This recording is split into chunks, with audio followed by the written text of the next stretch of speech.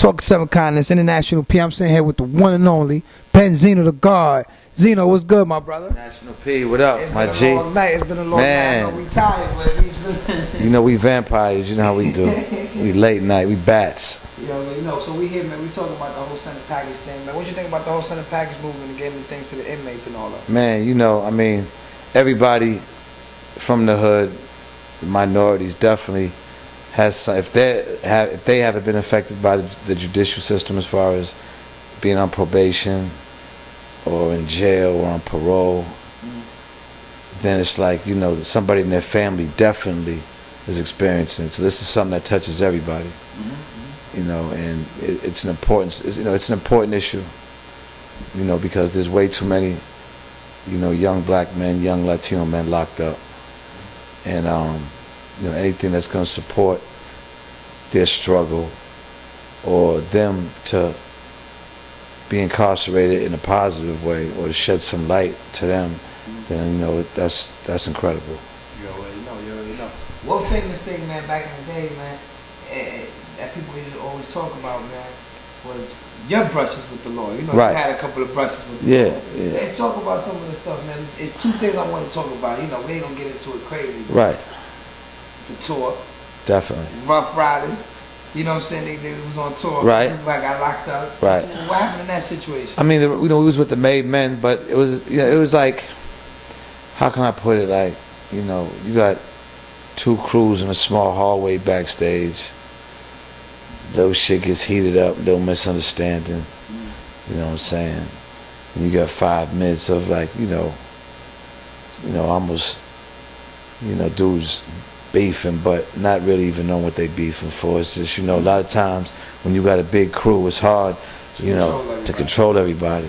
And then if something happens, you know, then everybody gets it in. But, you know, at the end of the day, me and Rough Riders is like super cool. Those was my, yeah, man, D.Y., Kiss, Styles. And was it true that y'all was actually, like, after the brawl, whatever happened, was it true that all of y'all was in the same cell afterward?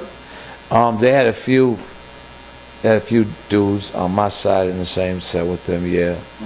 You know, I remember Kiss telling me, like, man, Ray, I don't know what you did up there, but they kept asking, how come y'all didn't finish Ray? That's right. That's just how Kiss said. You had a lot of beef with the law, especially the Boston law.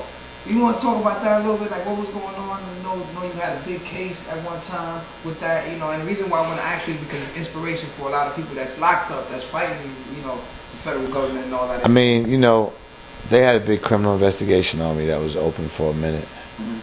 And it ended up being a tax case. I ended up taking it to trial, and I was found not guilty, you know.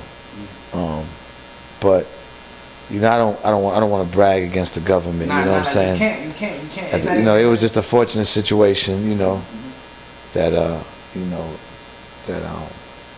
my attorney presented a really, you know, good case. Yeah, definitely. You already know. So, all right. So, what advice you got for the people in jail trying to do what you're doing? You know, as far as with the rap stuff and, you know, just being on TV and all that. Like, what advice you got for them, for the people? You know, the industry in general is like a cutthroat business. It definitely is, and you know, especially now. I mean, it's oversaturated. I would just tell dudes to don't throw all your time and effort into one situation. Find a couple of things and let's see what's, you know, plant a couple of seeds and see what sprouts first. You know. Just don't dive in. Yeah, I mean, I'm all for dudes putting their money behind themselves. I mean, I'm an advocate of that, but at the same time, you know, the times are tough right now, and you don't need to be wasting no money. You know what I'm saying, on something that you're not going to see through all the way, and something that, you know, you're going to have to keep spending money for a couple of years, you know, unless you get that right record into the right hands. But you know, it's like a lottery. This is really almost like a lottery ticket, just because of how many people rap. It's like millions and millions, so it's like you're in that lottery. You already know, man. Well, we here, man, with Mr. Benzino, sendapackage.com. You already know what it is. Last thing I'm gonna ask you about, In Arms Reach. It's the foundation we got going on for the kids. You know, they mentor the kids, they take the kids up to the prison to see their parents. You know, what you ever had anything like with that situation as far as, like, you know, with kids in jail, and what do you think about that program? My father, back in the days, used to work for children in crisis and time. Okay. Children in Crisis in Taunton, so, you know. He was always around, and then sometimes he'd even take him home. Okay. You know, youth facilities, juvenile detention. You know. All right. So you've been with this one.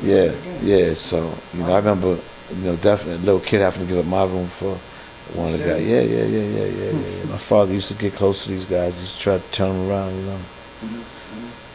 I mean, it's unfortunate, but you know what I'm saying. It's something that we have to deal with. It's reality, and like I said, any program that's going to support that in a positive light is good for me.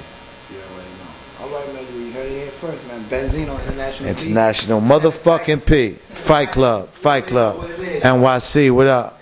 Beantown, aka Benzino of Love and Hip Hop Atlanta. I want y'all to check out sendapackage.com. It's for a good cause.